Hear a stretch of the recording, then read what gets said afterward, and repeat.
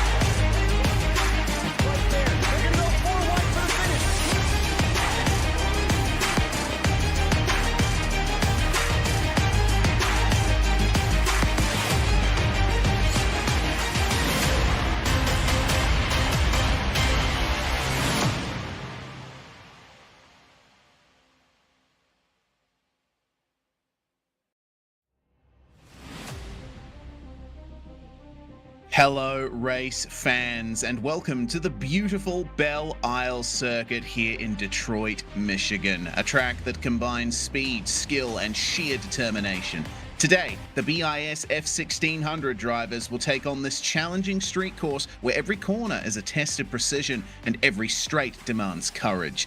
Nestled between the Detroit River and the city skyline, Belle Isle's narrow, bumpy layout rewards the brave but punishes the careless. It's a perfect stage for wheel-to-wheel action. The engines are fired, the grid is set, and excitement is building. This is racing at its finest. Strap in, because it's going to be one thrilling ride. Welcome everyone to Pit Road Productions for this round of the BiS F1600 Championship, the Winter 2024-25 series. This is going to be magnificent. Of course, we are at the Belle Isle Street Circuit for this round. We don't usually see Formula Fords on street circuits, so it's going to indeed be quite a wild ride. Here on Pit Road Productions, it's myself, Reese Gardner, taking over from Daniel Zippy Salmon, who is unwell tonight, unfortunately cannot make it. Get well soon, Zippy. I'm joined by Mike Brown, and Christian Hill is behind the scenes pressing all the buttons here. Well, Mike, looking forward to seeing how the racing goes around here.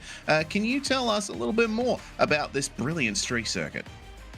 Yeah, this is going to be your welcome to Belle Isle. This is a 2.3 mile long, 14 corner on the demand, precision, and bravery. This isn't a place for faint at heart. Drivers face the asphalt gauntlet, weaving through tight chicanes, tricky hairpins, high-speed straights where the walls feel like they're closing in. Every lap here is a test of nerve and skill, where even the smallest mistake would mean an abrupt end to your race weekend. But make no mistake, Belle Isle rewards the brave, whether it's late braking move into turn 3, the bold dive through the fountain complex, or sheer commitment through the previously narrow turns 7 and 8. The opportunities for these for those willing to risk it all. So buckle up, prepare yourself for an electric day of racing action in the shadow of Detroit's iconic skyline. This is Belle Isle, fast, frantic, and absolutely fan-fabulous. Absolutely. Really love this circuit. 3.7 Ks of terror and concrete. And it is just one of many magnificent circuits that we are visiting this season. We are at round 4. We've completed our double in the UK and hopping over to America for Summit Point. Here at Belle Isle for the 4th round. Then in January, we go to Mosport, the home of BiS. Then a double in Australia, Phillip Island and Bathurst. Looking forward to those two. No bias here, of course. And then Road Atlanta to end off the season. Going to be some very good racing around all of those racetracks, but Belle Isle quite different to, I'd say, 3 of the circuits there. I think it's pretty similar to Bathurst in that the walls are close at all times, and you really got to be on edge all the way around. No, absolutely. I mean, Bathurst and Detroit are on my top 3 of favorite tracks on this circuit.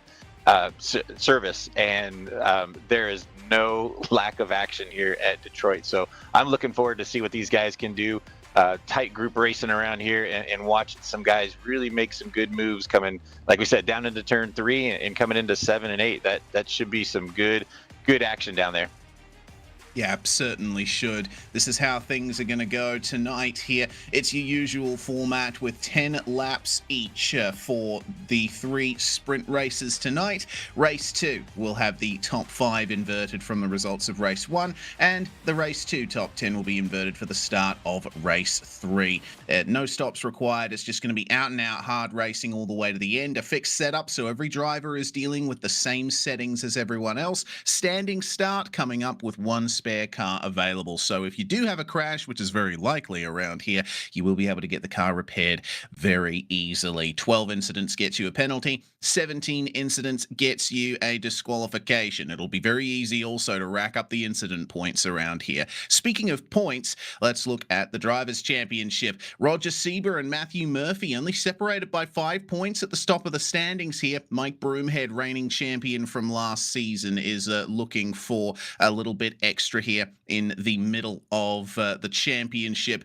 And then we've got plenty of close battles behind with Swindells, Mealing and Benvalid only separated by a few points. Chad Ritchie right in it as well. 2 points separating Dominic Turcotte and Mark McDonald. Man, every single driver has something to race for here today. In terms of the team's championship, well, Reboot Racing has been dominating and Lima Racing has done pretty well, I have to say. They've been getting some good results here with Britannia iSports recently picking up a new driver. We will talk about that a little bit later. Rust Racing 70 points further behind. That's how your team standings are, and this is how they're going to start on the grid here for the first race. It is raining in Detroit, and Keenan Harris is going to start on pole position alongside championship leader Roger Sieber.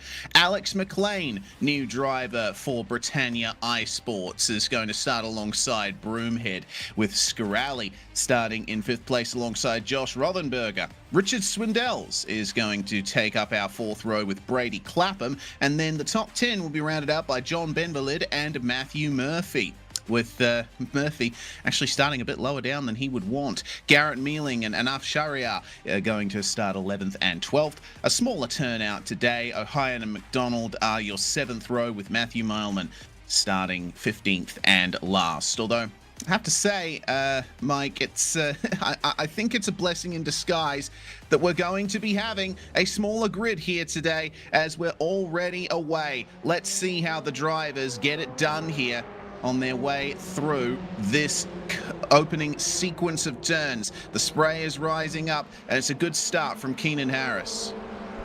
Yeah, good clean start for these guys so far. This is going to be really tricky with qualifying in the dry and coming into a full wet session as they're coming down into turn 3 for that first time. We've talked about this. This is going to be the heavy passing zone for these guys. A couple of wide back there in the back of the pack, guys trying to just nimble their way through with these cold tires, trying to get around and clean through. Keenan Harris out in front. Roger Sieber tucked in behind in that 2nd spot as they're coming through that turn 5-6 combo right now real tricky section up here, kind of an off camber coming onto that back straightaway, but they come heading down the back straightaway as you see side by side action back there for about 7th or 8th. Oh, it looked like somebody tapping the wall there, Reese.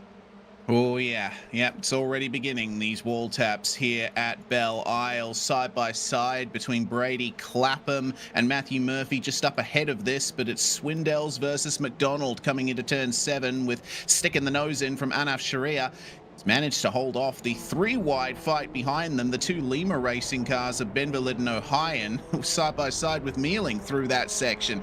Tell you what, they're not afraid to get the elbows out and race side by side here. Yeah, and those elbows reach outside these nice narrow carpets, so that'd be banging elbows literally as they're coming through down into turn 12 right now as we're riding on board with Richard Swindells. And just following along, once again, waiting for these tires to really start heating up, get a little bit temperature in these, and then they could start really pushing a little bit harder. But with only a 10-lap race on this race 1, you really got to get that move on. And with the top 5 getting inverted, you want to make sure that you're in good position to get into that rotation for race number 2. As we're right there with Josh going down that short back front straightaway, we can kind of call it, going into turn 3. Everybody kind of nose to stern right now, Reese. As I say it, everybody starts jumping out coming into that turn 3. Yeah, saw Mark McDonald trying to make a move on Brady Clapham just in the background there of the shot as it's the 3-way fight. Rothenberger losing out there versus Matthew Murphy. Looked like a bit of a tangling of wheels coming into turn 4. Not ideal for Mr. Rothenberger, but he'll keep himself going for the time being. It's all about survival for now. This huge band of rain just came in right at the start of this first race. I don't expect it's going to last though. Should only be a factor in race 1, but we will have to wait and see. Can Rothenberger keep up the pace here? As, oh dear, that's our first big problem of the race. Tyler Scarali finding the wall coming out of turn 7, and it looks like the front left suspension is done. Yeah, tough break for Tyler there. It's you start getting a little more confident in those tires, and obviously it just wasn't quite enough when you come off that back straightaway and clipping that wall with that left front. And looks like he may have to tow in as we go back on board to watch. And that section right there is tough in the dry, nonetheless in the wet. So overshot turn 7 just a little bit there, Reese, and had to collect it. And he'll start race 2 from the back. Yeah, real shame for Scarali. Just went a bit too deep and caught the end of the tyre bundles as the racing continues here for 6th place. Mark McDonald right on the back of Brady Clapham, and they've caught up to Josh Rothenberger as well. Rothenberger back up to 6th spot for the time being. Let's see what he can do to gain that back as Rothenberger is defensive here versus Clapham. Oh, and Brady catches the tyre bundles on the exits of turn 4, and it looks like another car's gotten involved there. Richard Swindells tagging him. Oh dear, that is disastrous for Brady Clapham. I don't know how much damage he's gotten, but Michael Broomhead, look at him. He's spun as well. Oh dear, it's all gone off here. I thought the race would get into some kind of rhythm, but apparently not. That commentator's curse, as always. You start talking about how well they're doing, and all of a sudden, all things go out the window. So tough break for Mike right there. Not quite sure what happened, but that turn 4 and 5 section is brutal in just about any car in the dry. Nonetheless, these little skinny tires in the wet, as Michael coming into turn 5 and just spins it around.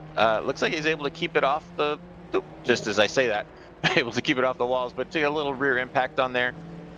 Did a good rejoin, waiting for everybody to come by, doing a good job of not getting in anybody's way, and was able to get back going. But it lost some very valuable ground, dropping him down to about the 10th spot. Yeah, here's the onboard of it. These cars, you need them to be sliding on the way in. Not much downforce in these things, but in wet conditions, it's very hard to find the limit of grip. And so Broomhead gets it stopped just in time. Maybe a little tap to the back of the gearbox. So maybe some shock damage from there, but didn't affect the suspension, so the car still drives straight.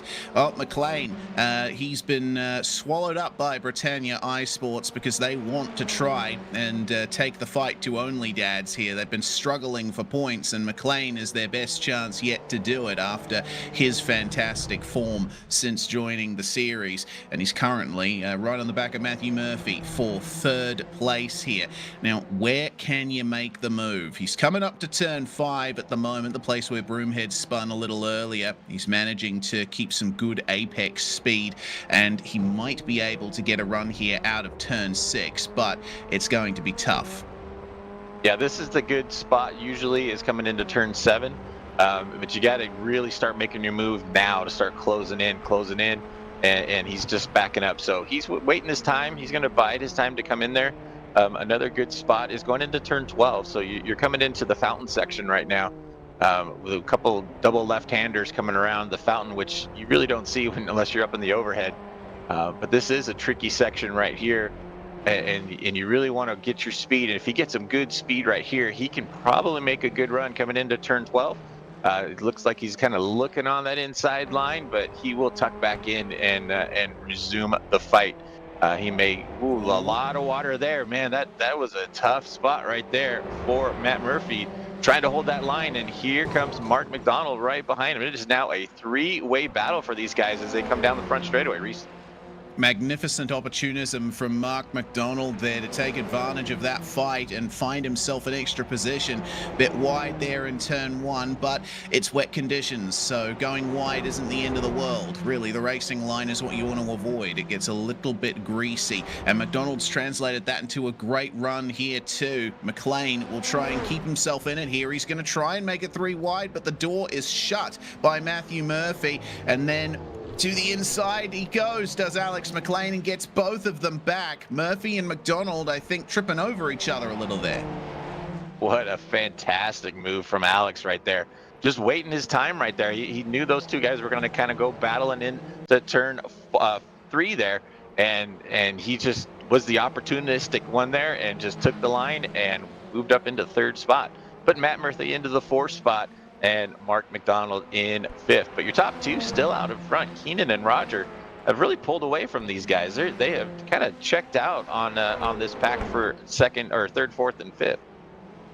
Yeah, domination from Harris and Sieber. Have a look at what McDonald's doing there. He's taking advantage of the mistakes ahead. He's positioning his car for the runs up the inside and grabbing the position as a result. Remember, McDonald was the winner of the opening round at Brands Hatch in the wet, so he's very strong in wet conditions. He's showing it once again here. That 216 is working its way through very nicely. McDonald, in fact, is up 5 positions. That is the most positions gained in the field. Really impressive job. Yeah, he's doing a fantastic job. He did slide it just a little bit and tap a wall, get probably a little 0x there, but you really, with these cars, you don't want to touch these walls too many times, and things can start getting askew in the suspension, or things can start falling off. So you really gotta watch those little 0x moves that these guys are making right now. But Mark McDonald, spinning out coming into turn 2 there. Yeah, it's Matthew Murphy. Oh, and his only dad's teammate has spun around as well, Josh Rothenberger. Deary me. What a terrible run for those two coming through the 2nd corner here, and Murphy losing so much time getting that car going again. Fortunately, no one else has been involved. That's promoted Anaf Sharia and Cedric Ohayon to 5th and 6th. They're on course for their best results of the season here if they can hold on to the end. I know that we haven't really given Anaf Sharia much airtime here because he's usually been further down in the field, but thanks to this, Matthew Murphy continuing to have troubles down at turn 3. He's making his way up to what's potentially a fantastic result. No, he's doing a great job getting up into that top 5 spot. And remember, we are doing invert of that top 5 after this race, so that would put him out in front for the next race. So very opportunistic move right now for Anaf. Trying to get his sights set up on Mark and Alex, but those two guys are really battling out still for that 3rd and 4th spot. So Anaf just needs to kind of settle in, get past some of these lap cars, and just stay clean, and he'll be in great position. We've only got 3.5 laps left, so he's poised himself into a great position. Yeah, indeed. Sharia just making his way past Matthew Mileman there, who's been touring around at the back of the field, and in fact, I believe missed the start. I'm not too sure. It looks to me like there hasn't been a very good run for many of the Lima racing cars here outside of Cedric O'Hyan, who's trying to chase Anaf down for that 5th place, and it looks to me like a gap of a few seconds, really. O'Hyan's not going to face much drama from Matthew Mileman here as he goes by down the straight, and oh dear, I've just seen there's been a problem for Alex McLean. He's run deep at turn 3, and he just manages to get going here and promotes Sharia up to 4th place. So now McLean is in the box seat for pole of race 2. Yeah, Sharia is really, just taking advantage of some people's mistakes. But as you see, Alex coming down that front straightaway into turn 3, late hard into that braking zone, and just gets locked up. And luckily was able to keep it from doing to any damage at all, but does lose a spot. So we'll have to see if he can work his way back up. But may not be a bad thing to start from pole from that second race. So we're on lap 7 right now of 10, so 3 laps left to go for these guys. And Alex might be in a better position now than he was. Sitting on pole, being able to lead these guys around and set that pace to get a good jump coming into the second race. Now, he'll be hoping that race 2 isn't wet, because the conditions don't seem to be smiling upon him here. And we're only halfway through that band of rain that's passing over the circuit. Should clear by the time race 2 gets started, but you never know. The battle will continue here between Murphy and Garrett Mealing, who have both had big problems here. Mealing running right into the back of his only dad's teammate. I tell you what, this team has been the dominant one so far in the BiS F1600 Championship, but the wet conditions at Belle Isle, they're not a big fan of it, it seems. Mealing struggling to try and avoid those puddles and keep the rear end under control. Yeah, as you mentioned earlier, you really got to run these loose coming into turns, and being in the rain and keeping these things grounded is so hard. As you see some of those pools coming up on that inside line of coming into these turns, is Garrett trying to make a good move on his teammate down into turn 14 and into that first turn and second turn section. A little tricky sometimes even in the drive, but you see those puddles right there. You really want to stay off of those. As you mentioned earlier, you want to probably run off the offline. As you see Garrett get a little bit into that puddle, has to chase it up the hill, and is able to get it squared away and not hit the walls. That's one of the tricky spots coming out of turn 2, is you really want to push hard coming out of there, and you end up tapping that outside wall and picking up a 0x. But Garrett still, closest battle right now between Garrett and Matthew Murphy for that 10th and 11th spot right now. As we got about 2 laps left to go, Reese, and like you said, we're about halfway through this rain session. I'm not sure if it's gonna be wet to start the second race, or if we're gonna just be a little damp when we get started. Yeah, a bit of a mystery, which we'll find the answer to pretty shortly. We're focused on Broomhead because he just made the position up on Cedric O'Hyan. O'Hyan ran deep at turn 7, it seems, and Broomhead was very easily able to get through. So that's at least one position back up for our reigning series champion, who, truth be told, has not had the best title defense so far. And a little tap of the wall as well there for Mike coming into the final section of the lap. Lap 9 of 10 begins for Michael Broomhead, but he's a bit too wide there in turn 1. Wow, I mean, I know you got to stay off the racing line in wet conditions, but I think he's taking that to its logical extreme.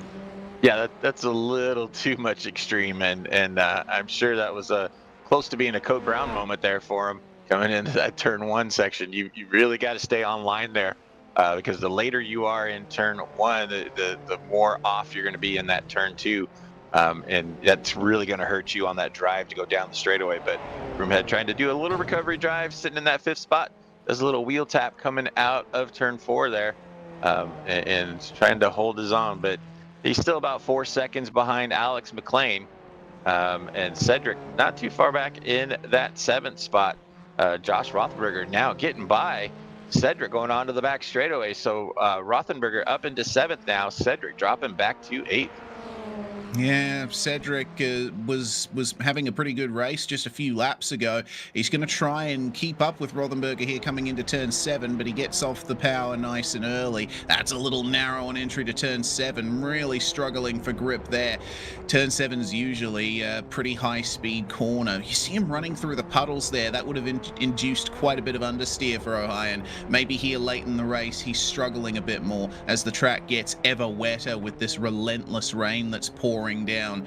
Well, the rain should end very shortly as the final lap has already begun for our leader, Keenan Harris. Lucky 13, it seems. Keenan starting from pole and not looking back. We haven't really talked about Keenan Harris much at all today. He got from the start point and just ran away and hid. He's got about a 5-second advantage now on Roger Sieber in that 2nd spot. But Keenan has definitely been the class of the race right now. His fast lap of 1:43.2 is a good 0.3 of a second faster than Roger's fastest lap. So definitely the class of the race right now in the wet. But as you mentioned earlier, the track should be drying up for later on. So we'll have to see if anybody else has something for him later on when we get into the final. Yeah, indeed. What we'll have to consider for the races to come as well is this rain's going to wash the racetrack off somewhat. There's not much of an opportunity to put rubber down in these wet conditions. So while the track might have evolved a bit through practice and qualifying, in fact only qualifying since this is a heat session, the drivers are going to be dealing with still a pretty green track coming into races 2 and 3 if it goes to dry conditions. So keep an eye out for potentially some more mistakes to be made, but it's been pretty much mistake-free here from the number 13 as he comes up to the last 2 proper corners on this lap. Roger Sieber emerging in the background there, championship leader coming into this round. He just needed to consolidate those championship points, and he's done fantastically too. But for now, the floor belongs to Keenan Harris, who's exited the final corner and sees the checkered flag. He is your winner of race 1 here at Belle Isle in the BiS F1600 Championship. A very consummate drive. Loved it. Yeah, great run from Keenan right now. Good to see him out in front. Roger Sieber coming into that 2nd spot. Still finished about 5 seconds back, but we still have some battles going on back in the pack. We've got Michael Broomhead closing in to Alex McLean and couldn't quite get it. Just so close to get him there at the end. But Broomhead doing a great job and doing a good recovery to finish in that 6th spot. But remember, that was for that transfer, that invert position. So Alex McLean is going to start on pole for race number 2. Indeed he is, and Anaf Sharia has gained himself a front row start. What a drive from the number 21 as the rest of our field comes on through to complete the race here. Yeah, some big troubles for Murphy, Swindell, Scarali and Clapham. Matthew Mileman, unfortunately, not even making it to the end there, completing the same amount of laps as everybody else. Just didn't turn out to be a good race for the number 41. But with Brady Clapham, another one of the drivers on the struggle bus, being the final driver to finish, that is race 1 run and done. And it will be time to get ourselves into race 2 here immediately. Essentially, take the top 5 from race 1 and flip it. We're going to have McLean starting on pole alongside Anaf Sharia with Mark McDonald and Roger Sieber on our 2nd row. This is going to be a very interesting race indeed with Keenan Harris, our race 1 winner, starting back in 5th. And from there, basically, it's everyone starting in the order that they finished race 1. We have Broomhead, Rothenberger, Ohayon, Benvalid and Mealing rounding out the top 10, with Murphy, Swindell, Scarali, Clapham and Mileman rounding out our 15-car field here. I hope that the number 41 has a better race this time, as it seems the rain has not let up. Yeah, it's still going to be interesting to see. I think the rain is about 3/4 done. So we may see a little bit of a transition where the rain will stop and the track will start to dry up. But we're not going to see any kind of dry racing until we get into that feature race and get these guys going. And we'll have to see if anybody can make any big moves to see Heilman back there, or Mileman back there on that back row after just a rough race number one. Everybody's getting gridded up, and it looks like we are about ready to start race number two, Reese.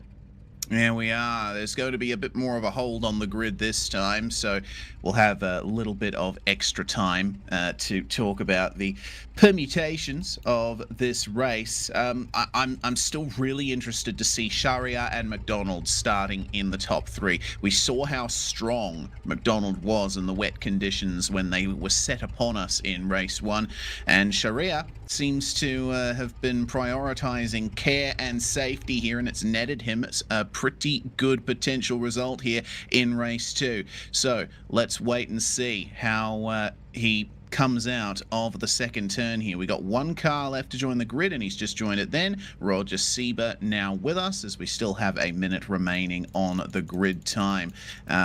Yeah, the drivers who lost a ton of positions in that first race, Scarali will be looking for some recovery here.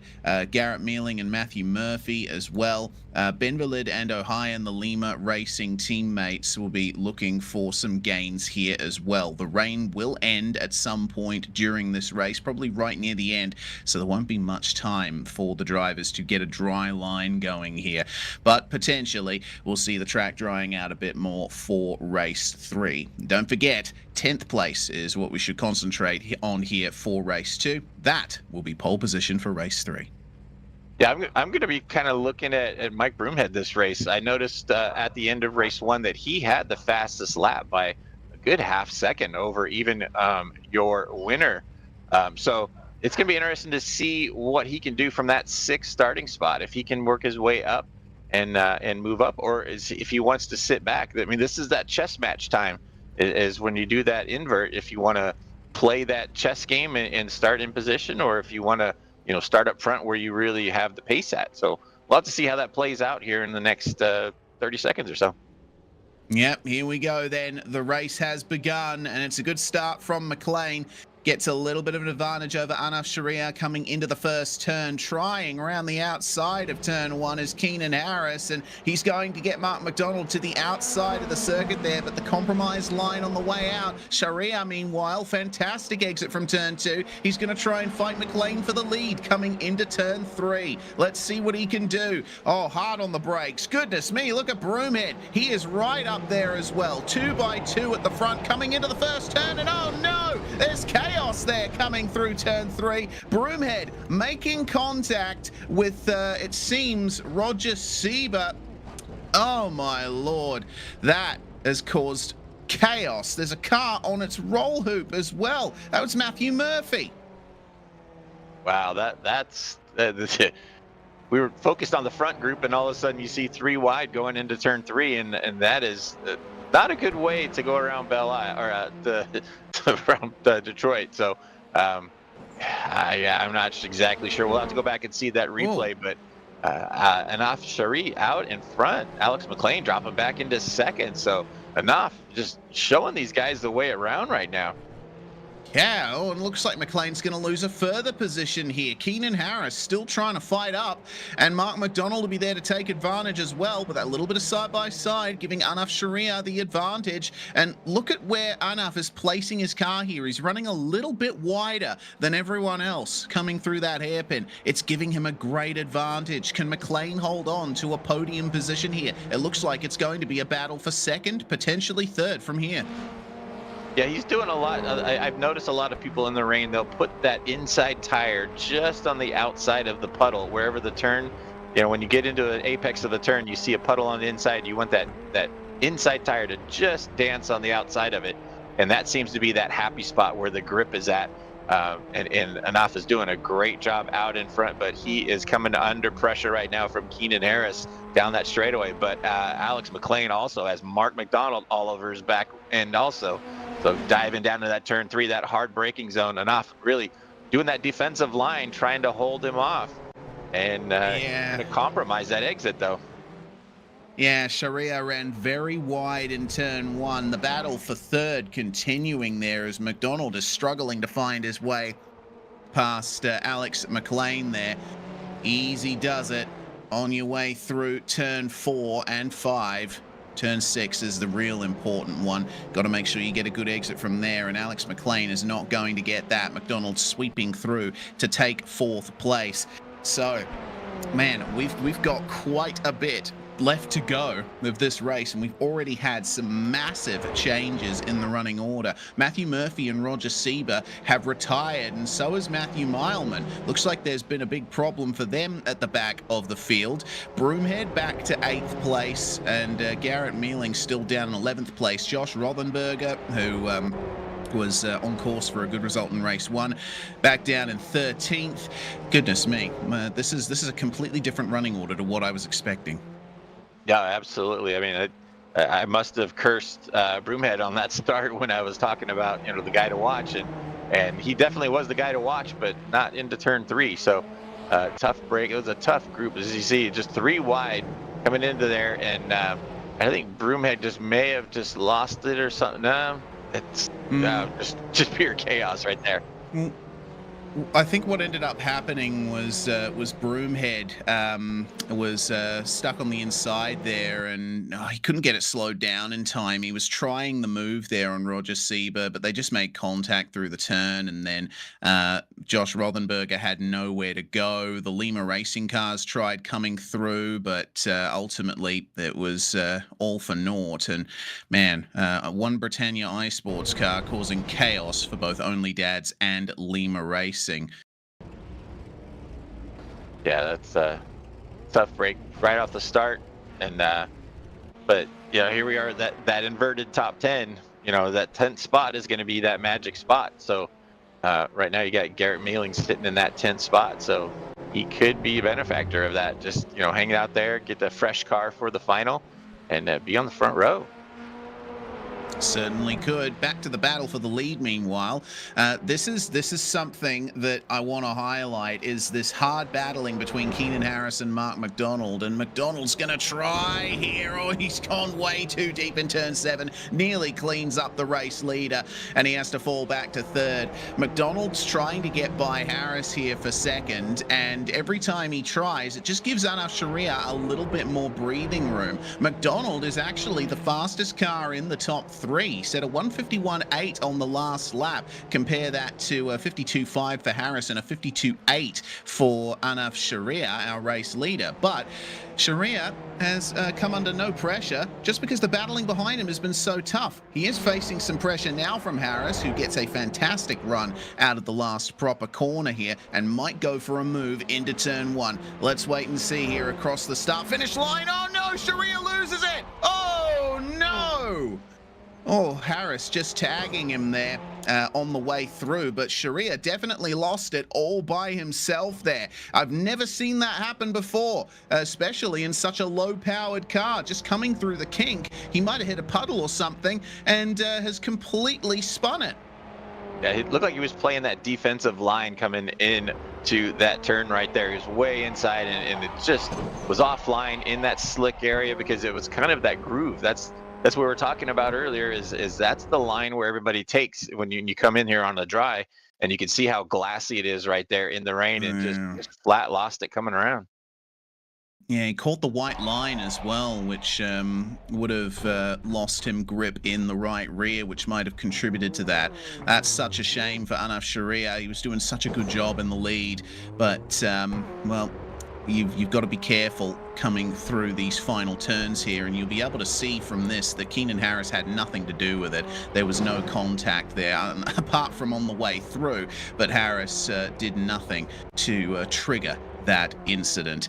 Well, he now finds himself in the lead with still more than half of the race left to run, and the rain is starting to let up. We're seeing the sun peek through the clouds. The track should start drying at some point, but with how wet it is at the moment, it's going to take a while. Yeah, it's definitely going to take a while, as it's still pretty cool. The air temp is only 67 degrees, and it's going to take a lot to get that track to start grooving up. So we really aren't going to see any dry racing until we get way closer into the final. But everybody kind of getting grooved in right now. Closest battle is still for that 2nd and 3rd spot between McDonald and McLean, separated by just about 1 second, but everybody else separated a little bit more than that. But Keenan Harris out in front in that 13 car coming through turns 1 and 2. Lead your top 3. Keenan Harris with a 1:51.4 last time by. Sets fast lap of the race. About 2/10 faster than McDonald's quick lap. So lap times are starting to come down just a little bit with that, the heaviness of the rain stopping somewhat. So maybe we'll start seeing these lap times dip down even more as the race progresses. Yeah, we may very well do. Brady Clapham and Roger Sieber touring through the pit lane, I believe for black flags, but Roger Sieber still has a black flag to his name. I don't know if that's for the incident limit or what, but Roger Sieber down in 14th place here. Remember, Sieber was leading the championship coming into this round, and if he gets a 14th place finish in race 2 and can't recover from that in race 3, that could be a massive swing for the championship lead. Yeah, that's it's definitely not a place you want to finish, is way back there. As it looks like we may have had a pass going into turn 7. Actually, right more there. than a pass, it's a crash. Alex McLean has completely destroyed that front right suspension, and McDonald as well. Good Lord. Okay, that's a big change there. McDonald and McLean were fighting over second spot. Mark McDonald with no steering, and it looks like it was way too deep from McLean. Have a look at this. So he gets on the brakes. He actually loses it on the way into the braking zone, and he can't get it slowed down. McDonald can do nothing to avoid that contact. I mean, he could have kept the wheels straight, but it's very difficult to respond when you see a car coming up at you so quickly in your rearview mirrors. Yeah, hard under braking here. Catches that puddle. You see that the glassy spot. Gets sideways. Nothing he can do, but he's just a passenger now. And man, he takes out that right front of McLean's car, or McLean takes out the right front of McDonald's car. And his race is over too. So he's kind of trying to limp his way around and get that repaired. He's still got 4 laps left to go. Man, tough break for Mark when he was just minding his own business, doing a good job and holding into that top 3 spot, and just gets whacked out by just McLean making just a small mistake on this rain track. It's so brutal sometimes, and you don't know where those puddles are at. They develop one lap from another, and just a tough break for those two. Well, now McDonald has his spare car, and he'll be able to make the move on Richard Swindells, who's having a pretty solid race so far. Running in 8th spot. He's up 4 places for the time being. Oh, looks like there's been a problem for John Benvalid, missing his nose, and the front left suspension is not looking too good either. What on earth has gone on there for the number 8, who was running in 6th place at the time? Well, it looks like McDonald's going to come through and get it done on him. It looks like this happened here down at turn 4, actually. Makes his way through turn 3 all right, but when he gets on the brakes here for turn 4, the front just doesn't respond. Yeah, that's a little odd. I mean, maybe he was pushing a little too hard in that section, but it didn't look like he really locked up too bad. He just may have just completely missed it. I'm not sure. It's a little odd. But definitely got a little too hot in there and just whacked that left front off. See another fast lap from Keenan Harris, 1:49.9 last time by for your leader. He's opened up to a 15-second advantage now on Anuf Sharid, and it's just done checked out on these guys. So as I said, the rain has kind of stopped to fall, and those lap times are going to start coming down as the track is not going to be pulled up as much, but still not going to be dry yet. So I think we'll have to wait until that final to see any kind of dry track running. But Keenan Harris, definitely the class of the field here in that second race. Yeah, he's managed to deal with everything thrown at him and keep himself out of trouble. Tell you what, the incident that happened there between McLean and McDonald is given a bit of redemption to Anaf Sharia, who's found himself back in second spot, but he could get chased down very shortly by Tyler Scarali and Michael Broomhead. Scarali just taking the fastest lap from Keenan Harris right there. So you know what? The running order has completely shifted once again. I'm seeing a problem for Brady Clapham. He's gone for another spin. It's so difficult to... Oh, careful on the rejoin. Good Lord. All right. I suppose that could have been worse, but still, Brady Clapham potentially might come under fire from the stewards for that. Regardless, this is how it happened. He just loses it right in the middle of turn 5 and hits that wall that juts out there on the exit. That's something around this circuit that always gets me. You know, he manages to jump out of the way on the exit, but then once he gets back up to speed, these two cars coming through, oh, that was Garrett Mealing there that almost got cleaned up, as well as Richard Swindells. Yeah, that's a tough section right there, but as you see, just, oh, how close that was right there from Garrett. Man, that was definitely a close one for Garrett, who's still trying to work his way up with Richard Swindells in that 6th and 7th spot. Good battle for these guys right now as they are coming into the last section. But nice to see what Garrett's camera looked like about half a lap ago, to see what his facial expressions were like when he came into that section. But doing a good job, and closing in. Commentator curse again. Cool. Okay. So maybe he was just saved by the netcode gods there, because I would have expected that car to be a bit more damaged than that. It's resulted in Clapham and Swindells too wide on the way down to turn 3, and can Mealing take any advantage of that to get his position back?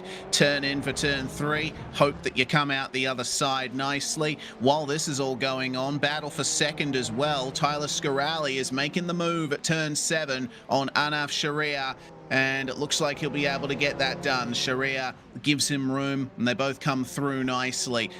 Still in a podium spot is Anaf, and he might be able to hold on to that. Man, this race has been so topsy-turvy.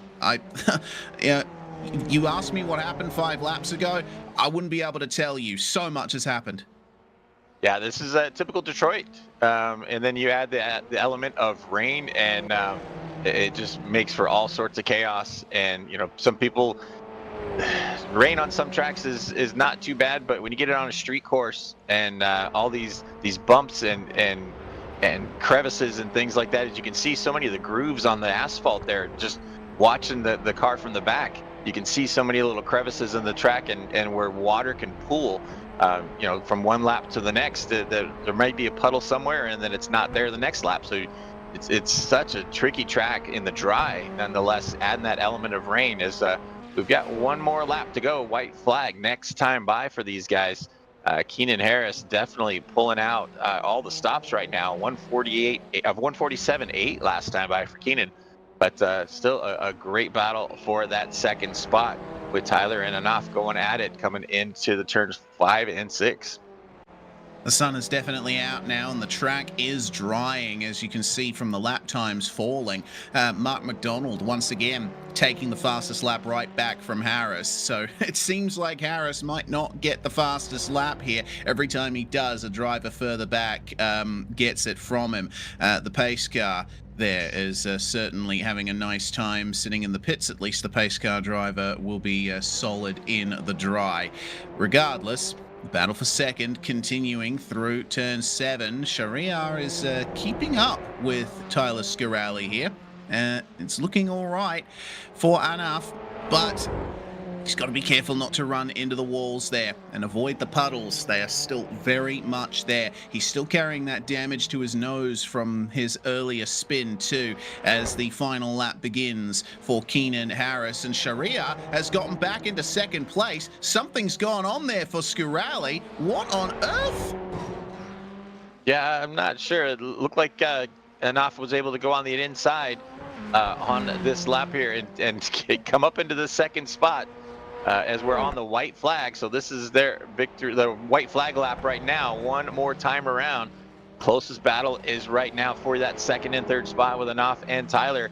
Enough in that red car number 21, Tyler in that blue and yellow car 15, drag racing down the front straightaway, trying to get a little slipstream. Enough has been playing that defensive line on that inside line, but it compromises his exit. So we'll have to see if Tyler can take it over, do a high-low move, and couldn't quite get it done. But here's the pass right here from Enough and what he did coming in to probably 12, it looks like, going on that inside line, able to get a good hard braking zone and get ahead of Tyler, but they are still going at it about halfway through the lap right now. Tyler's still holding down that second spot.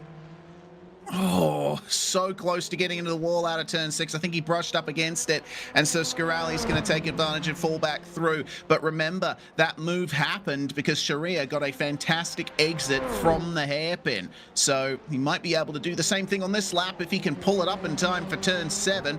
Gets into the back of Scaralli just a little bit. These guys are 20 seconds behind our race leader, who's just about to approach the start-finish line. But we'll keep with these guys as long as we possibly can. Sharia now will take the advantage through the hairpin here and set up that exit once more. This time Scaralli's ready for him as the win goes to Keenan Harris. Beautiful job. Can Sharia get it done here on Tyler Scaralli for second place? I think that's his last opportunity gone unless he can get a good exit from this turn. Scaralli brushing up against the wall. Who's going to get second? Sharia is winning the drag race for the time being. He's got the move. Oh, Scaralli spinning by himself and then tapped by Sharia on the way through.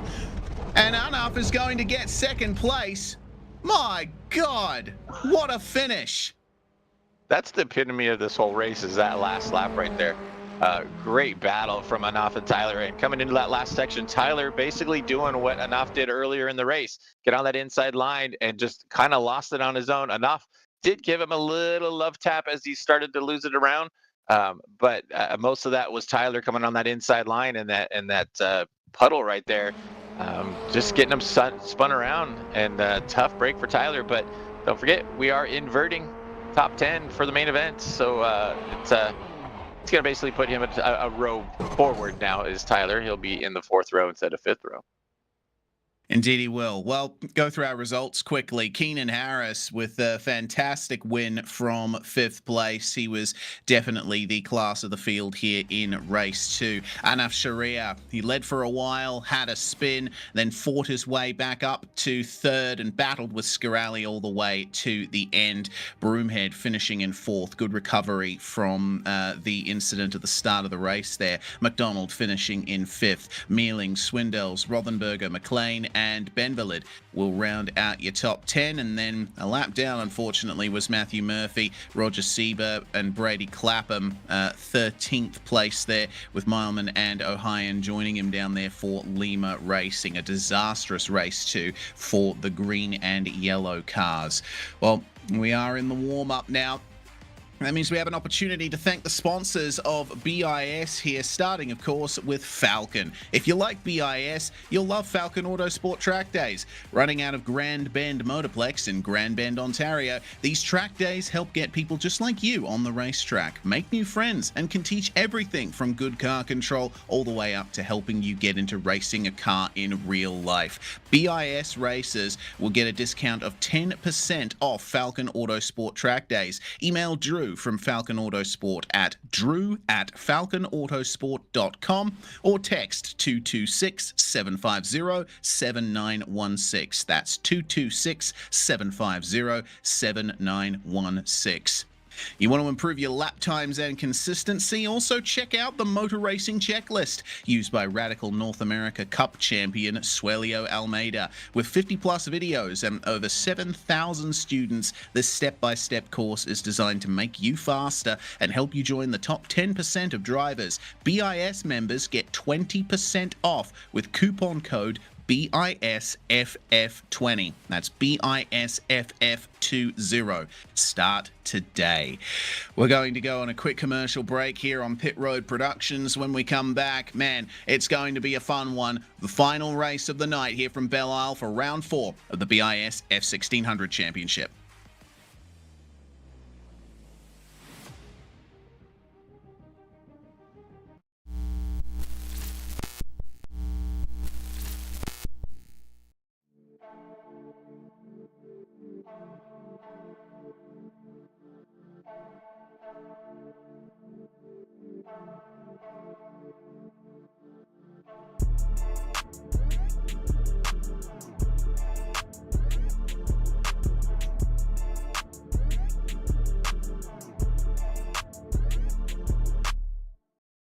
If you really want to improve your driving technique, you cannot just ask someone to tell you when to brake or when to turn. You have to learn how the car wants you to drive it. You have to learn car handling techniques, and that's where I excel at. The Motor Racing Checklist is the work of my life, currently with 2,000 drivers registered, and here's the thing, if you don't improve in 30 days, you get your money back. So give it a try. If you have any questions, just send me a message. I'm always available to answering these questions. This course is made for high-level drivers. If you're a beginner, you're gonna use it for a long time because all these concepts will help you right away, but the more you improve, the more you understand them, and then you're able to squeeze every concept to the limit, and you're gonna gain precision to be able to apply them in a very subtle way that most people don't even notice a difference in their driving. But those are the small things that make you improve a tenth per corner, and then if you just add up those tenths, you realize you're 1 second faster than everyone else. Give it a try. If you have any questions, just send me a message.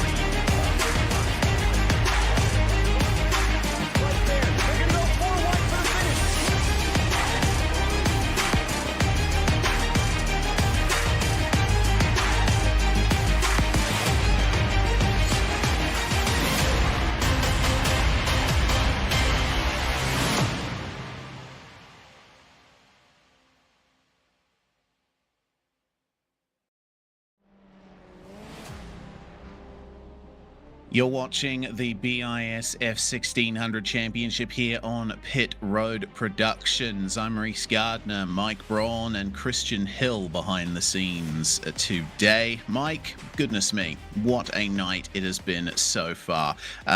We've had 2 wet races to start off the night. The track is now dry again here in the warm-up session, and race 3, you'd think it's a bit more of a conventional race that we're going to have, but with how the grid's been messed up over the course of those 2 wet races, it's going to be tough for all of them.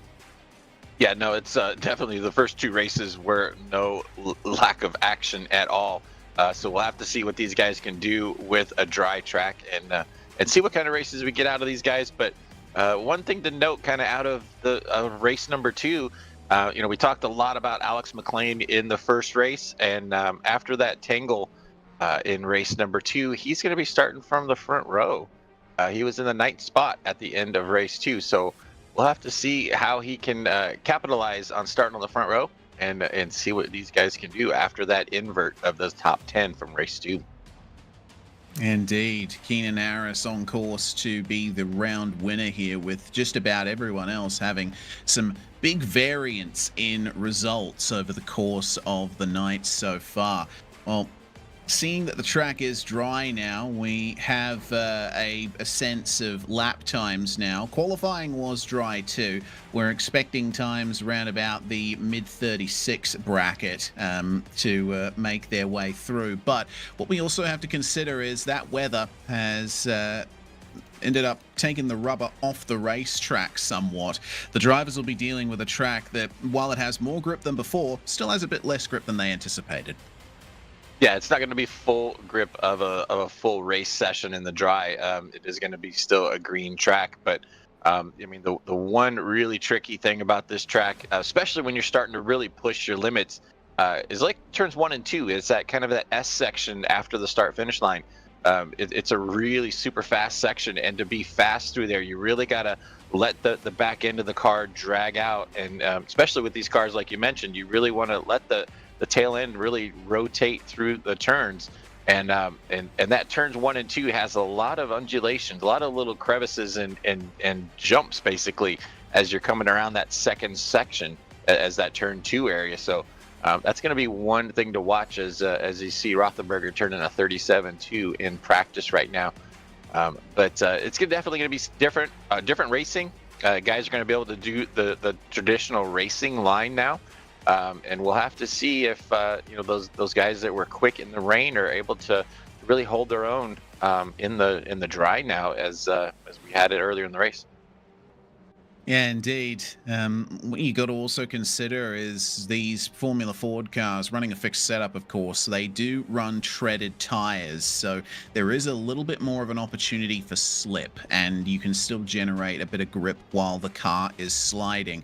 They're not like slick tires where there's a bit less slip angle, and you really got to sort of baby them through the turns when the track is low grip. These guys will be able to generate a bit of heat, lay a bit of rubber down, albeit not all that much, but they'll be able to find a bit more grip as the race goes on. What I am noticing is the lap times that we're seeing a lot slower than what we saw in qualifying, so there's definitely less rubber on the track now. Yeah, everybody looks to be in about the mid to low 37s right now, and quali we were in the 36s. So as this main event progresses and we get through the feature, we may see those lap times start coming down as the rubber gets laid down in some of these turns. So we'll have to see how these guys are able to come through as we are closing in on the end of our practice warm-up session. The grid's going to start coming in about 40 seconds or so.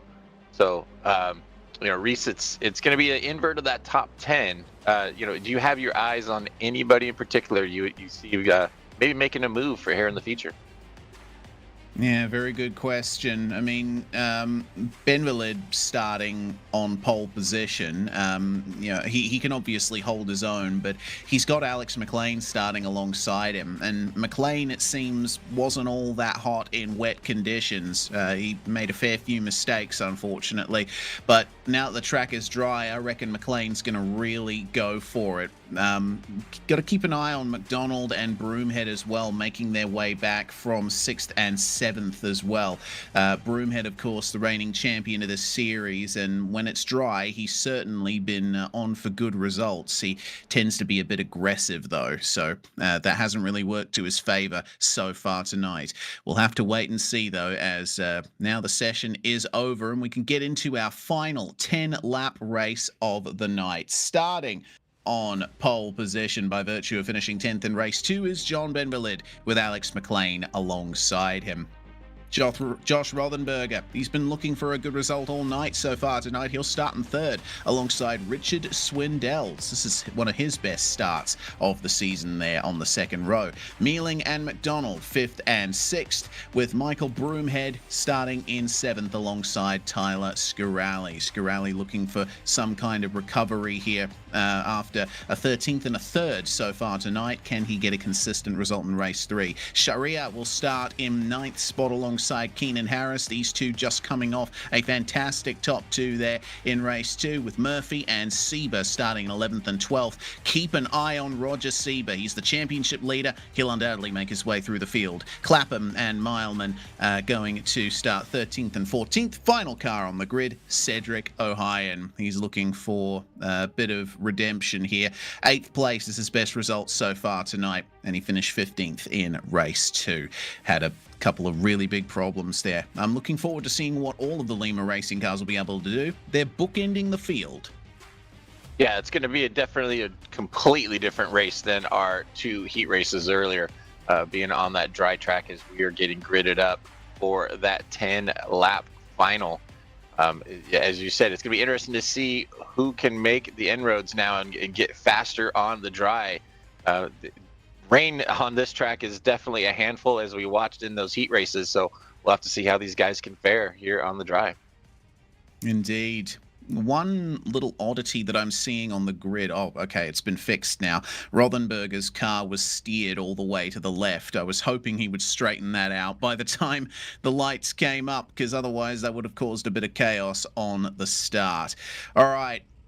Just a few seconds remaining. Everyone is on the grid. It's a dry track here for the final race of the night at Detroit Belle Isle. Who's going to get the best run out of turn 2 and down to turn 3? It's Benvelid versus McLean on the front row as the revs rise, and we are away. It looked like a better initial jump from Alex McLean, but Benvelid gripped up the rears very nicely and will lead into the first turn, but he's already on the back foot. He's already dealing with some sliding in the car as McLean goes for the inside on the exit of turn 2. Broomhead making his way past Richard Swindells, who's now dropping down the order like a stone. Keenan Harris now making his way past him. Anaf Sharia versus Michael Broomhead there, side by side into turn 3. Sharia just finds a slot there on the inside. A little bit of a tech issue for him as it's on the verge of chaos here coming through the opening turns.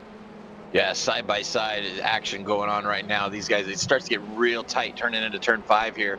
They're able to get through and clean and heading down the back straight for the first time by. Alex McLean, as I mentioned, out on front right now and able to already open up a 1.5-second advantage now on John Benvelid in that up into that second spot. Josh Rothenberger all over him on that inside coming into turn 7, trying to make that pass. Josh making that hard brake move. Goodness me. Back there. Yeah, and it's turned into something even worse with Scarali and Murphy involved as well. There was a third car in all of that too. Not entirely sure who, but it looks like it was some good incident avoidance from everyone behind. Michael Broomhead having an absolute shocker of a night. Murphy, Scarali, and Sieber involved in all of that. Murphy spinning all by himself, it seems, in response to that incident, but it was really started by Michael Broomhead trying to get into turn 7, but just getting on the brakes way too late. I think he overestimated the car's grip there. As we go back into that replay, as you see Broomhead just really going in way too hot.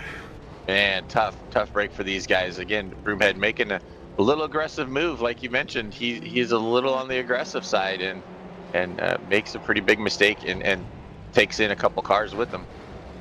Yeah, Matthew Murphy jumping on the brakes in response, unfortunately lost the rear end. He avoided Broomhead, but he couldn't avoid the other cars coming up on him. So unfortunately that's resulted in a massive drop for Broomhead and Scarali, 2 positions down for Murphy, and Roger Siebert still back in 12th place. So could be, again, a big swing in the championship. Here's Keenan Harris, meanwhile, getting to find his way past John Benvelid down at turn 7, but not able to get alongside in time for the braking zone. The drivers will be breathing a sigh of relief at seeing that there's a bit more rubber being laid down on the racetrack now. A little bit of extra grip after that torrent of rain that we saw in races 1 and 2.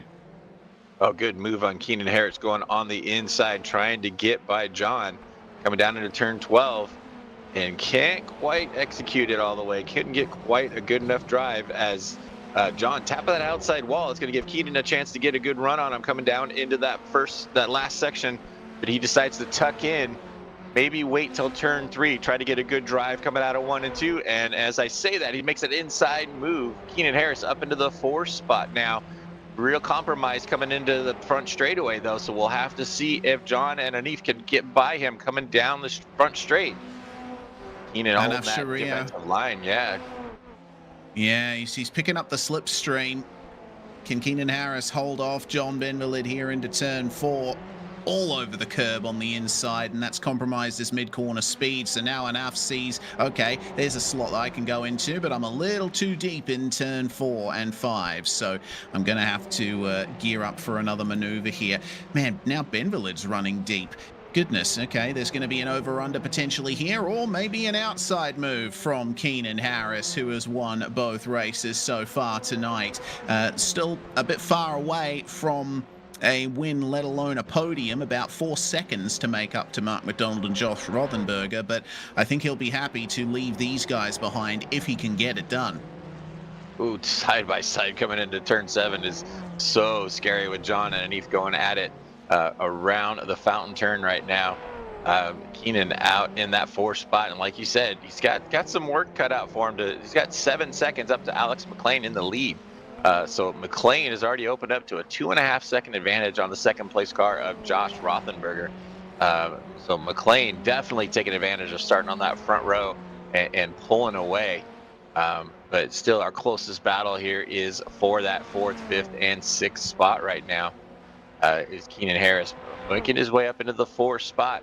Comes across the line with a 1:38.9 that time by.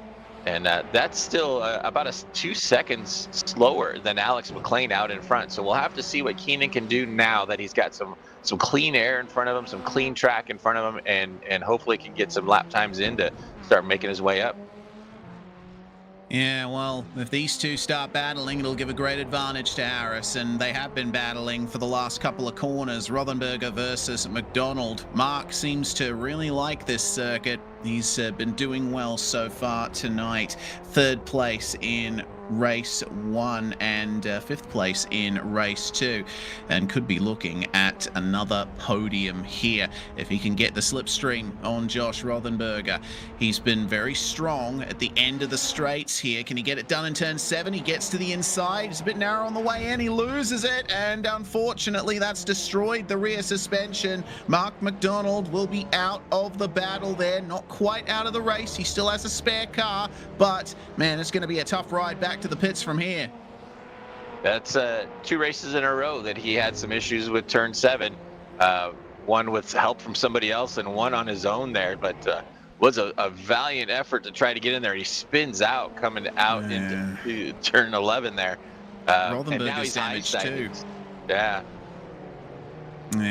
Oh dear. That's completely changed the complexion of the battle for the podium. It's meant that Keenan Harris can just sit pretty in 2nd place there, with Binvalid and Sharia now fighting over the last spot on the podium. And Alex McLean is far away from all of this. He is enjoying these dry conditions. He is the only driver in the 36s so far. Yeah, McLean with a 36.9 last time by. Harris with a 37.4, so about a half second slower, sitting in that 2nd spot. But he's already opened up to about a 1.5 second advantage on John Benvalid. And Anif Shahir in the 4th spot. Close battle with those guys, less than a second between 3rd and 4th. Anif trying to, hang on. He's having a great race, a great, 3 races from Anif. He had that one mistake. Oh, just as you say that. Oh, okay. That's the commentator's curse of the night right there. Like, literally, as those words were coming out of your mouth, Anaf Sharia hit the inside wall at turn 6 and just ping-ponged off it into the tire bundles, and he is out of the race. This is how it happened. I'm just going to say right now, Anif, I am sorry. Man, it just looks like he clipped that inside wall, trying to hit the good apex in there, and just got the front end up off the ground, and it just pushed out. So as he's coming onto the back straightaway here, looks like he turned in a little too early, clipped it, and just tagged that outside wall. Man. Tough break, man. Anif had a great race going today. He spun in race number 2 and worked his way up still into the top 2 or 3, and was sitting in 4th. So tough break for him.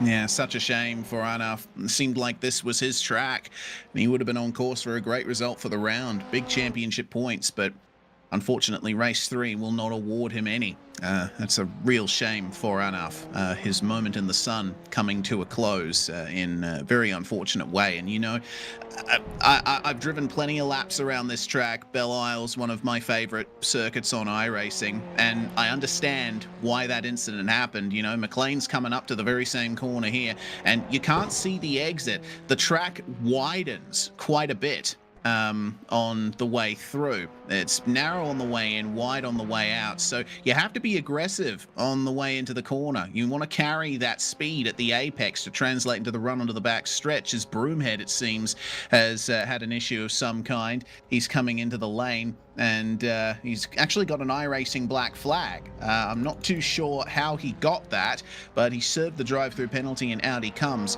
But yeah, you have to turn in early for turn 6, simply because of the geometry of the track, but it's very easy to turn in just that tiny bit too early.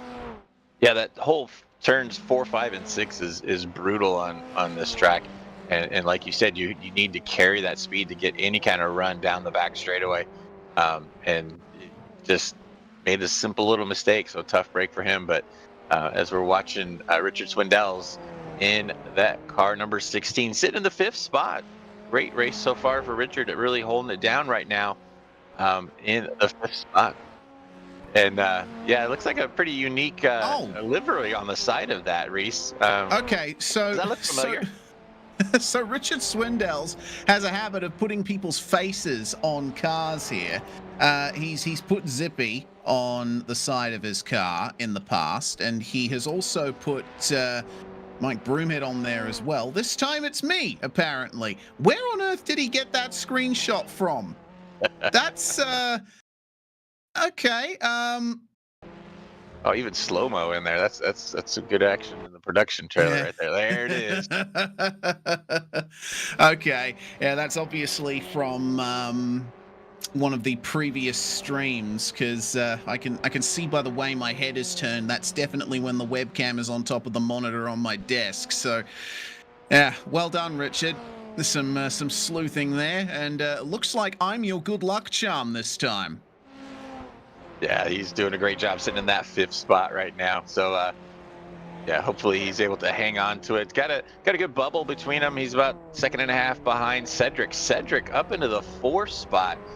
That Cedric started scratch to the field, if I remember correctly, Reese, and he's up into the 4th spot right now. Yeah, what a drive from Cedric O'Hyan so far. I mean, wet conditions definitely didn't smile on him. Now that the moisture is gone, it seems like O'Hyan is turning up the temperature, and this is one of the biggest runs through a field that I've ever seen in this championship.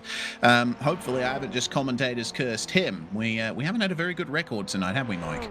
No, most of it seems to be for me, so hopefully you will not curse these guys as bad as I have. But Cedric with a great run right now. As we're closing in, we only got 2 laps left to go, so fingers crossed that he's able to hang on to it, and we'll see what goes on. While we have the time and the race is in its rhythm in the final couple of laps, going to have a quick chat to Mark McDonald, who's jumped into the interview waiting booth. Welcome, Mark. Big shame about your incident there. Just what happened from your perspective? Not at all, not at all. I mean, I got a carbon fiber guy, I got an aluminum guy, I got a steel guy, I got all kinds of fabricators that are working on this thing. They're thrilled. They're thrilled with the damage. They're thrilled with the crash damage and the repair bill. So I'm happy for them. At least we're putting them to work, so that's good. It was a I got frustrated. I got a little bit frustrated early in that race. Took a dive that didn't work out, and if I had a nickel for every time I stuffed it into that, I guess it's turn 7, I'd have $1.50. So, not surprised, but I should have just waited another lap or two. I was worried Alex was getting too far out there, and overall just kind of cooked it, and then just trying to run around as quick as possible and enjoy myself a little bit and kind of toss it off the island, as it were. Well, regardless, I think you can still take away a big silver lining from this one. You are very strong in wet conditions. It seems like races 1 and 2, you were gaining spots and just quicker on pace simply because the track was wet. Yeah, I noticed that. I don't feel like I'm quick in the wet, but it's going okay. And overall, I didn't turn a single practice session in the wet because I was like, there's no way that they're going to make this wet. It'll be a disaster. And I think it was a very difficult race for everyone, especially when it started raining harder and it started puddling in weird places, and then the puddles were going weird places, and the lines changed and the gears changed. It was very, very, very tricky in the wet. And I was super happy with the first race to run up to third. I was really excited with that. And then in the second race, I was running really strong, and Alex made a tiny mistake that I told him after the race. I was like, I made the exact same mistake 2 laps earlier. I just didn't clip anyone when I did it. So, no big deal. And hopefully, hopefully he's going to come home with a win on this one. I think it'd be well deserved if he can pull it off. But it was super fun in the wet, and I'm really looking forward to, if Mother Nature works with me later in the season, it looks like we could have a good season. Well, that's going to come to the fore in 2025, last race for the year here. Mark, thanks very much for joining us, and we'll see you next year. Yeah. Cheers, guys. Happy end of the year. And sorry, it looks like Broomy came out too, so sorry about that, Mike. Maybe better luck next time. Yeah, indeed. Mark McDonald there. We'll say goodbye to him for the time being. And, well, we're on the final lap now, aren't we, Mr. Braun? Alex McLean coming into turn 3, and he has dominated this race. We've barely given him any airtime at all, which usually is a good thing. It means you're doing well. Yeah, we talked about it during the warm-up. He was starting on that outside front row, and he really took advantage of that, ran away on this dry track, turning some of the faster laps out there. Alex McLean with a 5-second advantage now on Keenan Harris in that second spot. Everybody pretty spread out right now. Your closest battle is for 4th and 5th, but Alex McLean has definitely been the class of the field here in the dry. Certainly has. We lost Brady Clapham a couple of laps ago. He did the same thing that Anaf Sharia did and hit the inside wall at turn 6. Unfortunate for him, and it's brought him all the way down to 11th place when he was running in 7th before. But just a few more turns to go for our race leader. McLean has truly been the class of the field in the dry conditions, hit the apex, carry the speed through the last real corner on this racetrack. And, well, this definitely isn't a corner in the dry. It's just a flat-out run to the line. Alex McLean is your final race winner here at Belle Isle, and the last race winner of the BiS F1600 series in 2024. We are at the midpoint of the season and will continue in 2025. And, well, Keenan Harris is going to enjoy that most recent race winner title for about a month or so. Yeah, great run from Keenan, finishing that second spot. John Benville finishing in 3rd. Cedric still, what a great finish from Cedric. Come up all the way from scratch to the field to finish in the 4th spot. So great run from him as we're on board right now with Anif Shahir in the 9th spot. A tough break for Anif. He had a great race going, and that good old commentator's curse just came up and hit him coming out of turn number 6 a few laps ago. So, but a great race from him today. Yeah, I think Anaf can still be very happy with the finish that he's going to get from this round. I mean, he had some magnificent results in races 1 and 2, and what that tells me is when the track is wet, Anaf Sharia is another driver to watch in this series. Well, he's going to round out the top 9 here with Matthew Mileman behind to round out the top 10 and the finishers on the lead lap here. And aside from the battle between Ohayon and Swindells right at the end, not really much of a battle to talk about on the final lap of the race. Checkered flag in the air for Matthew Mileman, and across the line he will come. And that is the end of the night. End of the round for the 4th running of the BiS F1600 Championship for 2024 and 25. Coming through our results then, McLean absolutely dominant. 5 seconds in the lead over Keenan Harris, who, despite finishing second in race 3, will still take the round win from here with the 2 wins in the wet earlier. John Benvalid getting onto the podium here after languishing in the back end of the top 10 in races 1 and 2. And Cedric O'Hyan starting from dead last all the way up to 4th place. Lima Racing getting a magnificent turnaround there in race 3. Richard Swindell's rounding out the top 5 with me on the car. I think you should keep my face on there, Richard, because it's granted you a good result. Garrett Mealing in 6th place. Roger Sieber working his way up from 12th to 7th. He's going to be losing out a little on the championship points front, but we'll see how things go for the rest of the season. Rothenberger started in 3rd but slipped to 8th. Anaf Sharia, he was running strongly, but for the inside wall of turn 6. And then Matthew Marman rounding out our top 10, last car on the lead lap. Brady Clapham had to pit for damage, comes home in 11th. Matthew Murphy 2 laps down in 12th. And then Broomhead, McDonald and Scarali are your retirements from the 3rd and final race of the night.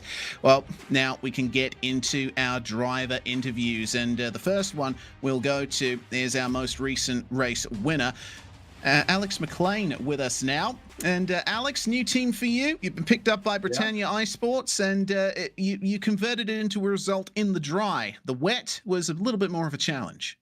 Yeah, the wet definitely was a little bit of a surprise, I would say. But in the end, I think it was really fun, kind of mixing it up a bit. I did, at some point, race 2, I locked up barreling into someone accidentally. Sorry about that. But definitely the dry at the start of the race, it almost felt like people were just letting me by. I guess they were still used to the wet, maybe. But I'm stoked about my second win so far in race 3. I guess I have a thing for the 3rd race. Yeah, indeed. You should be very happy with that. Belle Isle obviously was going to bring the chaos, being a street circuit, but the changing conditions probably put an extra spanner in the works there. It is mostly concrete, this track, so it takes a while for that rubber to really be laid down once the track got dry again. Yeah, I would say the 3rd race was, compared to the practice session, it was much, much grippier than it was in the practice session. It felt like the car, it was on rails. But as opposed to the race 1 and 2, you have to be very, very careful with going wide and then hitting the wall. And I guess that's a lot of people met their fate to the wall today. Yeah. Indeed, they did. Well, regardless, Mosport is the next round of the championship in the new year. Very quick circuit that, where slipstream's going to be paramount. What are your thoughts on that place? Definitely, I think it's going to be tight racing, which I love, honestly. And also, the track, I've been there, so it hits very close to home. So I'll be practicing probably tomorrow and from now on, getting ready for that. Fantastic stuff. Thank you for joining us, Alex, and congratulations on the race 3 victory. Thank you. Number 69, Alex McLean there. And we can bring in as well Keenan Harris, the round winner. Mike Braun going to have a chat. Keenan Harris with the win in the wets, taking the win in race 1 and race 2. And then finishing second in round number 3. So a great race today from Keenan for you. How did it go for you? How did the rain come? We talked about it being real slippery out there, but how was it for you? Yeah, definitely. Real world experience paid no end of dividends there. I was actually kind of lucky and kind of surprised on pole, because I was kind of off in practice and all over the place. So I think I just kind of managed to put a lap together and put me in good track position. And then just when it started raining, just again use that real world experience of kind of look how the track is changing, look for puddles forming, that kind of start changing line, go further and further off the racing line, because it gets slipperier and slipperier. And it almost looks like the way iRacing simulates it is it stays wetter because it's always kind of more shiny. But So kind of did that, make sure, once I had the gap there, just, don't take too many risks in certain parts of the track, like, heavy braking zones where it's easy to lock up and go off, or really corners where it's really easy to spin, and then just kind of, maintain that gap and only go as fast as I needed to, really, to come home with the win. It was a masterful drive in the rain, and then in the feature, you started in the 10th spot, and you had to work your way, and that there was that big accident there in turn 3 at the start of that third race. How did that look for you? Were you able to avoid it without too much problems, or were you able to get through it clean? Yeah, I somehow managed to get through everything clean. I don't know how. I'm not going to question it.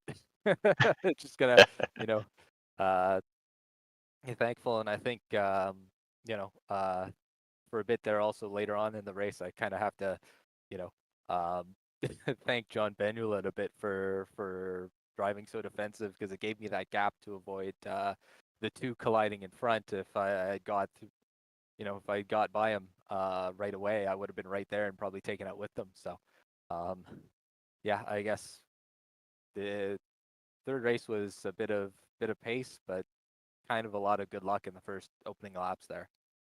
Definitely, but it was a great points haul for you, Keenan, for the day. And while you're here in the announcers area, would you like to give any shout outs or thanks to anybody while you're up here? Um, yeah, I guess thanks for you guys for running the broadcast at Pit Road Productions. Thanks to Mike Broomhead and BIS for putting on this league, and um, yeah, I guess you know thank everybody for making this like a kind of great community and a great league where it's for the most clean, and everyone races each other hard and fair, and accidents happen, but nobody's really no one makes really a big deal about it. It's just kind of we're all here to kind of have fun, good time, and yeah, it's competitive, but yeah.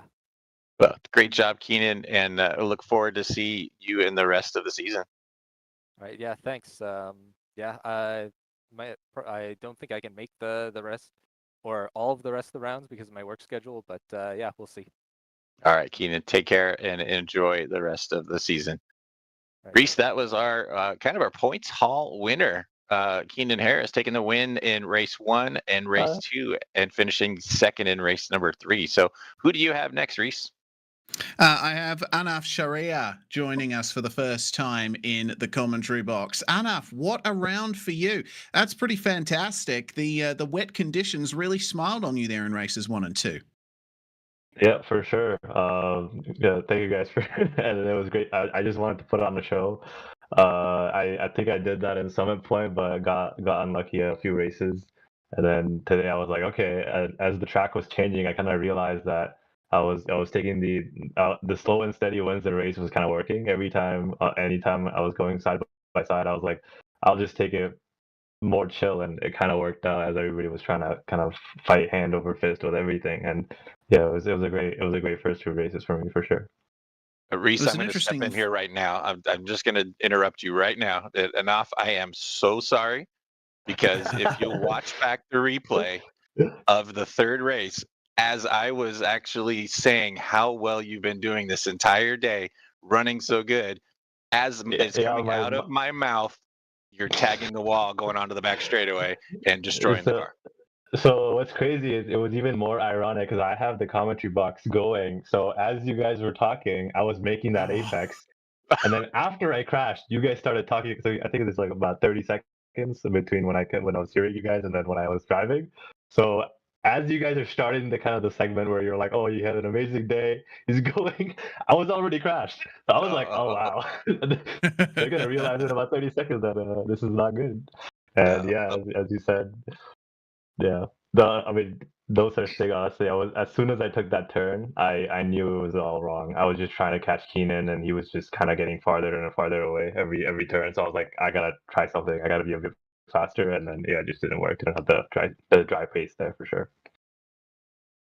Wow. Yeah. Well, yeah, it was an interesting finish to race 2 as well, wasn't it? It seemed like a couple of drivers today were caught out by the white line on the inside of the final turn.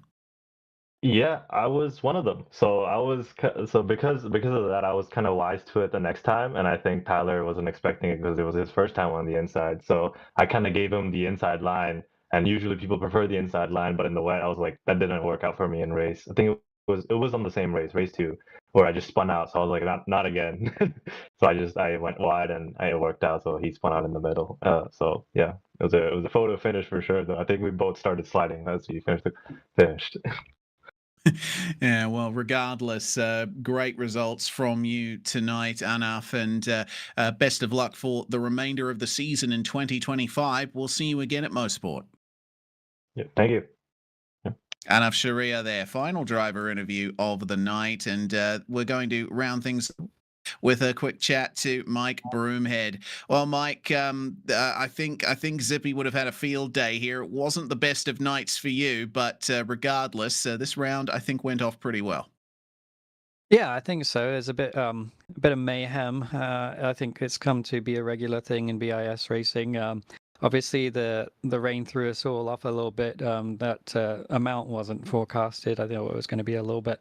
I want to say sorry to Mealing in the last race there. And Hello, this is Mark.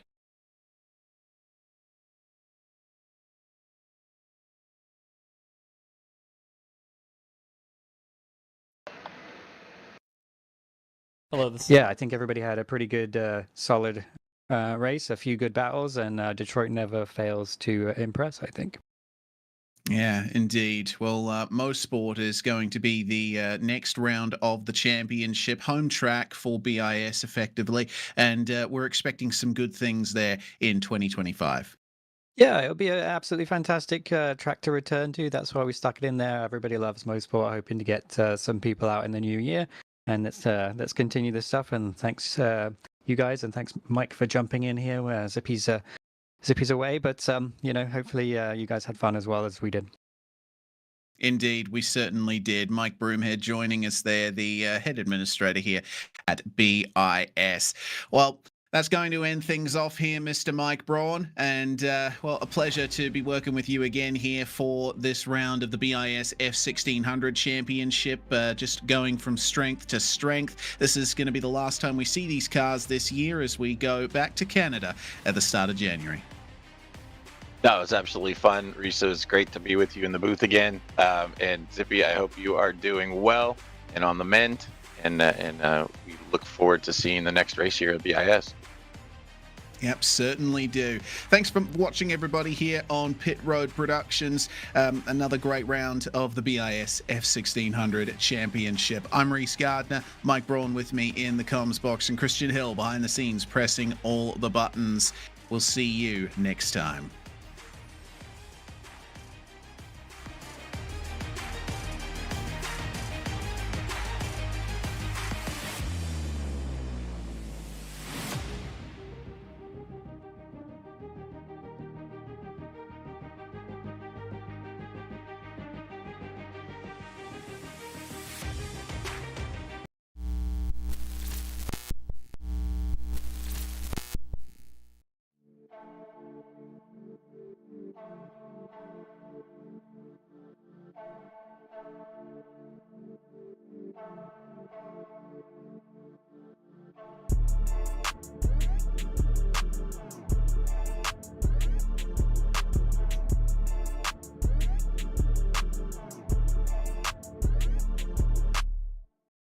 If you really want to improve your driving technique, you cannot just ask someone to tell you when to brake or when to turn. You have to learn how the car wants you to drive it. You have to learn car handling techniques, and that's where I excel at. The Motor Racing Checklist is the work of my life, currently with 2,000 drivers registered, and here's the thing, if you don't improve in 30 days, you get your money back. So give it a try. If you have any questions, just send me a message. I'm always available to answering these questions. This course is made for high-level drivers. If you're a beginner, you're gonna use it for a long time because all these concepts will help you right away, but the more you improve, the more you understand them, and then you're able to squeeze every concept to the limit, and you're gonna gain precision to be able to apply them in a very subtle way that most people don't even notice a difference in their driving. But those are the small things that make you improve a tenth per corner, and then if you just add up those tenths, you realize you're 1 second faster than everyone else. Give it a try. If you have any question, just send me a message.